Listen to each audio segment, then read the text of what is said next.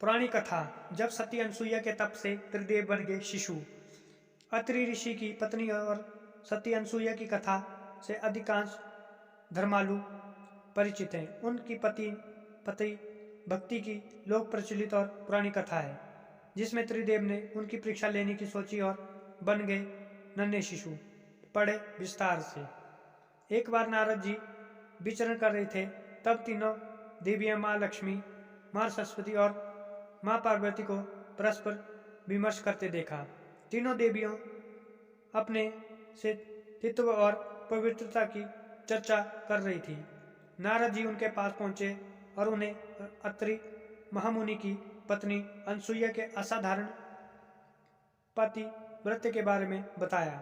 नारद जी बोले, उनके समान पवित्र और पतिव्रता तीनों लोकों में नहीं है। तीनों देवी को मन में अनसुईया के प्रति ईर्ष्या होने लगी। तीनों देवियों ने सती अनसुईया के पतिव्रत को खंडित करने के लिए अपने पतियों को कहा। तीनों ने उन्हें बहुत समझाया, पर वे राजी नहीं हुई।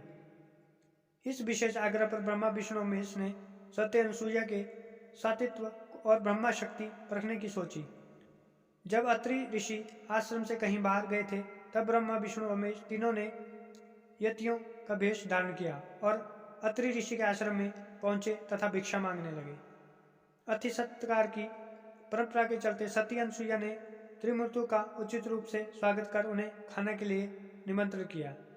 लेकिन यतियों के वेश में त्रिमूर्तियों ने एक स्वर में कहा, है साध्वी, हमारा एक नियम है कि जब तुम निवस्त्र होकर भोजन परोसोगी तभी हम भोजन करेंगे। अनसुईया असमंजस में पड़ गई। इससे तो उनके पति व्रत के खंडित होने का संकट है। उन्होंने मन ही मन ऋषि अत्रि का स्मरण किया। दिव्य शक्ति से उन्होंने जाना कि यह तो त्रिदेव ब्रह्मा विष्णु और महेश है।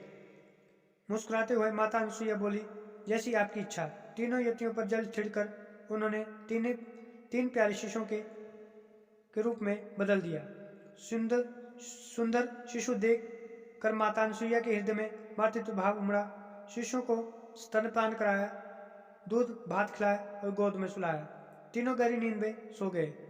अनसुईया माता ने तीनों को झूले में सुलाकर कहा, तीनों लोगों पर शासन करने वाले त्रिमूर्ति मेरे शिशु बन गए। मेरे भाग्य को क्या कहा जाए। फिर वह मधुर कंठ से लोरी गाने लगी। उसी समय कहीं से एक सफेद बैल आश्रम में पहुंचा। एक विशाल गरुड़ पंख फड़फड़ाते हुए आश्रम पर उड़ने लगा और एक राजहंस कमल को चोंच में मिले हुए आया और आकर द्वार पर उतर गया। यह नजारा देखकर नारद, लक्ष्मी, सरस्वती और पार्वती जी आ पहुंचे।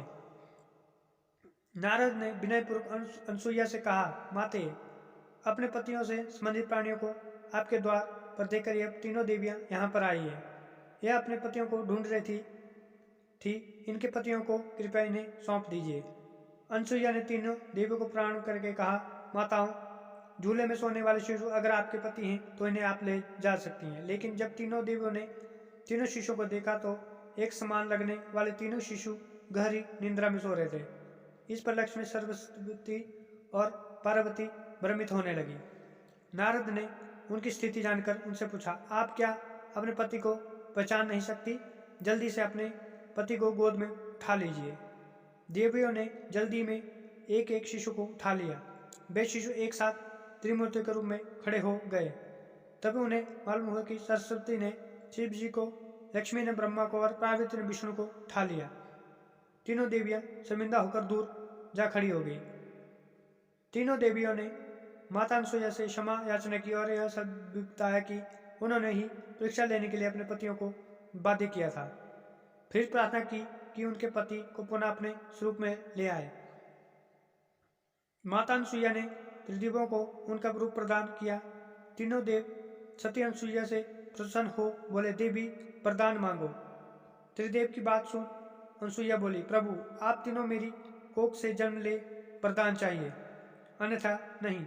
तभी से वह माँ सती अनसुईया के नाम से प्रख्यात हुई तथा कालांतर में भगवान दत्तात्रेय रूप में, भगवान विष्णु का चंद्रमा के रूप में, ब्रह्मा का तथा दुर्वासा के रूप में भगवान शिव का जन्म माता अनसुईया के गर्भ से हुआ।